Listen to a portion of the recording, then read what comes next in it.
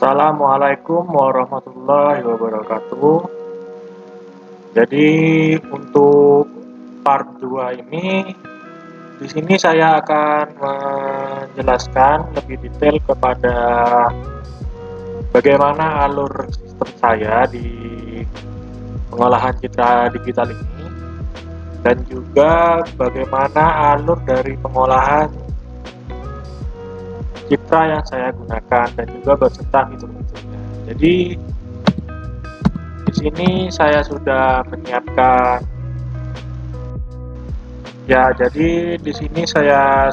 menyiapkan flowchart. Yang pertama itu start ya, mulai dari akuisisi citra. Nah, di mana di dalam akuisisi citra ini itu dilakukan seperti pengambilan foto dengan cahaya yang cukup dengan menggunakan kamera yang dengan resolusi yang sudah dipersiapkan. Terus yang kedua ini untuk mengekstraksi fitur dari RGB dan juga ekstraksi fitur dari area dan juga centroid dan perimeter. Lalu yang ketiga ini itu mengubah citra itu dari citra RGB menjadi grayscale. Nah, dan kemudian di sini ada pilihan untuk melakukan deteksi tepi ataupun tidak. Nah, ketika dia tidak, maka dia bisa melanjutkan kepada citranya itu diubah menjadi biner seperti itu. Nah, kalau tidak ya sudah add seperti itu. Terus untuk aplikasinya sendiri seperti pada part sebelumnya itu seperti ini.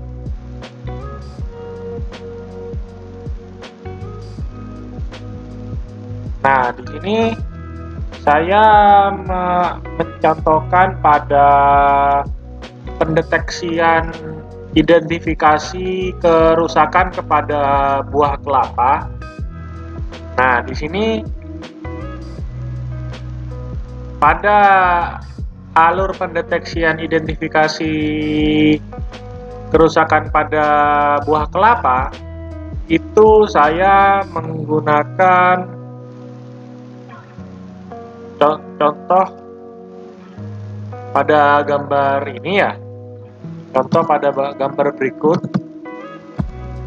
Pada gambar berikut terlihat bahwa kelapanya itu sudah tua dan juga ada bercak-bercak. Nah, di sini untuk mendeteksi kelapa ini rusak itu bisa digunakan kepada citra grayscale lalu kepada biner. Nah, ketika di biner ini itu akan terlihat dia yang rusak itu bagian mananya seperti itu. Nah, untuk prosesnya itu pada fitur grayscale. Nah, di grayscale ini ada yang pada function ini saya menggunakan RGB to gray. Nah, itu di dalam RGB to gray itu pada proses aslinya itu menggunakan rumus berikut yang sudah saya tampilkan di gambar ini. Nah, prosesnya ini mengubah 3 layer dari RGB itu menjadi 1 layer. Nah, itu citra RGB dengan menggunakan algoritma menentukan nilai grayscale pengolahan citra yang rumusnya itu sudah ada di gambar. Nah, di mana R ini merupakan nilai matrik layer berwarna merah atau red. Terus G ini merupakan nilai matrik layer berwarna hijau atau green. Nah, dan juga B ini merupakan nilai matrik layer berwarna biru. seperti itu. Kemudian untuk citra biner. Nah, untuk pada citra binernya ini saya menggunakan IM2BW. Nah, di mana pada proses aslinya itu citra biner ini terdiri dari warna hitam dan putih. Nah, di situ terdapat dua warna ya untuk setiap pixel. Nah, jadi memerlukan 1 bit per pixel atau itu 0 atau 1. Nah, di dalam biner itu. Nah, atau apabila dalam 8 bit itu ada 0 dan juga sampai dengan 255. Di mana hal ini akan efisien dalam penyimpanan di medianya. Terus untuk rumusnya sendiri ini akan saya tampilkan di sini di layar ini, di mana itu IBW ini XY adalah pixel gray di titik XY, dan IBin XY adalah nilai pixel binary di titik XY, dan T adalah nilai threshold citra. Seperti itu. Kemudian untuk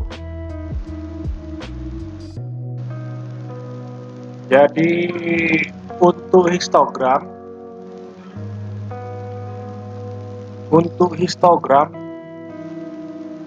jadi untuk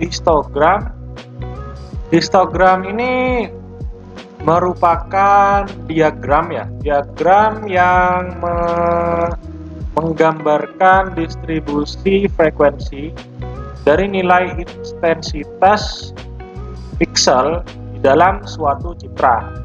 Nah, jadi pada sumbu horizontal itu merupakan nilai intensitas pixel, sedangkan pada sumbu vertikal itu merupakan frekuensi atau jumlah dari pixel tersebut. Nah, jadi itu merupakan histogram.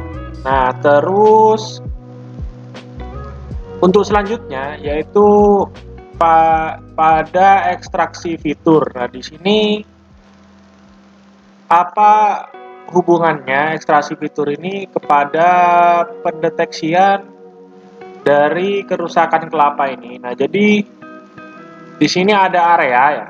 Area ini merupakan area dari kelapa tersebut. Nah, terus perimeter ini merupakan luas dari kelapanya. Terus jadi senteroid, lalu senteroid ini merupakan titik tengah dari kelapa tersebut. Kemudian kenapa sih kok ada senteroid ini? Jadi senteroid ini bisa nantinya itu digunakan untuk meramalkan atau pada penelitian selanjutnya ini bisa digunakan sebagai meramalkan ukuran dari kelapa tersebut dan juga besarnya kelapa tersebut. Nah, itu untuk memeasure atau bahasa Indonesianya itu untuk meramalkan ukuran dari kelapa tersebut. Nah, seperti itu. Kemudian untuk ekstraksi warna ini ada red, green, blue ya. Itu nantinya bisa digunakan sebagai mendeteksi kematangan atau kesiapan dari kelapa untuk dikonsumsi, seperti itu. Jadi misalkan ada kelapa ada macam-macam kan, ada kelapa muda, ada kelapa tua, seperti itu. Nah, kalau kelapa muda kan biasanya kita konsumsi sebagai minuman. Kalau kelapa tua itu biasanya digunakan untuk sebagai bahan pada masakan ya. Nah, contohnya seperti pada kelapa yang sudah saya contohkan ini di gambar. Ini kelapa ini sudah sangat tua ya. Jadi pada ekstraksi warna itu bisa di bisa digunakan sebagai identifikasi bahwa kelapa itu tua atau kelapa itu masih muda seperti itu. Jadi untuk datanya itu tinggal kita tambahkan saja ke sini. Masih loading. Nah, di sini akan terekor semua nih, ada RGB, ada fitur, area perimeter. Jadi nanti untuk mungkin penelitian selanjutnya bisa digunakan nilai-nilai berikut seperti itu. Sekian dari saya ya. Mohon maaf bila ada kurang jelas atau kesalahan kata. Wassalamualaikum warahmatullahi wabarakatuh.